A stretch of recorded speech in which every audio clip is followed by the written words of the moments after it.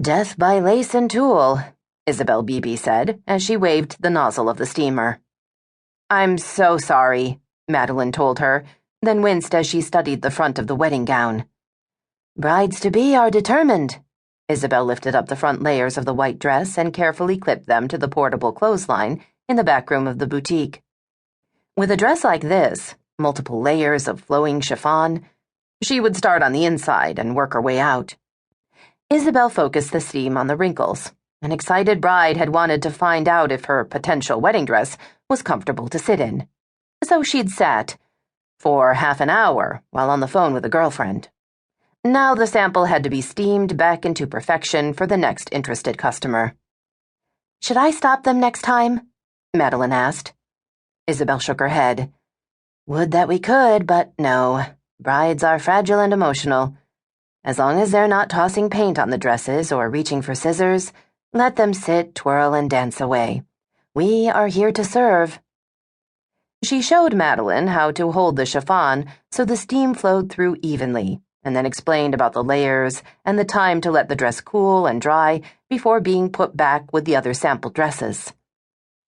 "It helps if you think of each wedding gown as a very delicate princess," Isabel said with a grin, "from a family with a lot of inbreeding. At any second, there could be disaster. We're here to keep that from happening." Madeline had only been working at Paper Moon wedding gowns for 3 weeks, but Isabel already liked her. She showed up early for her shift and was endlessly patient with the brides and their mothers. Isabel passed over the steamer.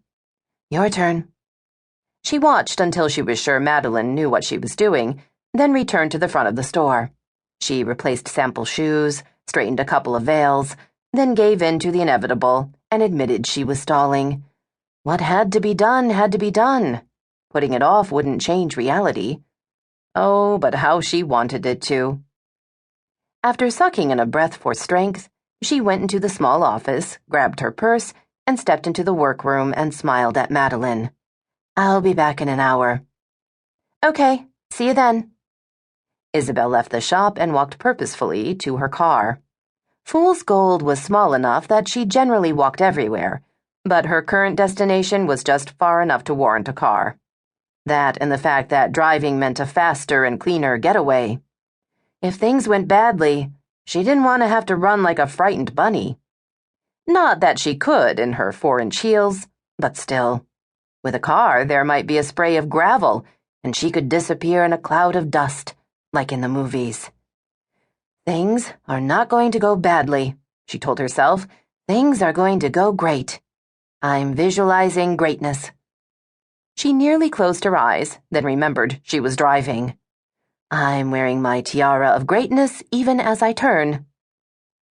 She went left on 8th Street, then right, and before she was ready, she found herself driving into the parking lot of CDS. Cerberus Defense Sector was the new security firm in town. They trained bodyguards and offered classes in self-defense and other manly things. Isabel wasn't clear on the details. She found that she and exercise had a much better relationship if they avoided each other. She parked next to a wicked-looking muscle car from maybe the 1960s, a large black Jeep tragically painted with flames, and a monster Harley. Her Prius looked desperately out of place, not to mention small.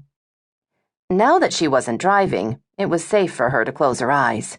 She did, and tried to visualize, but her stomach was churning too much for her to do much more than worry about throwing up.